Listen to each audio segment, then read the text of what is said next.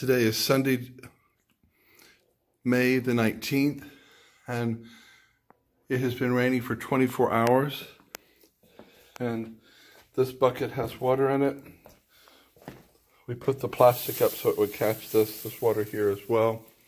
And this has come in through our back ballroom.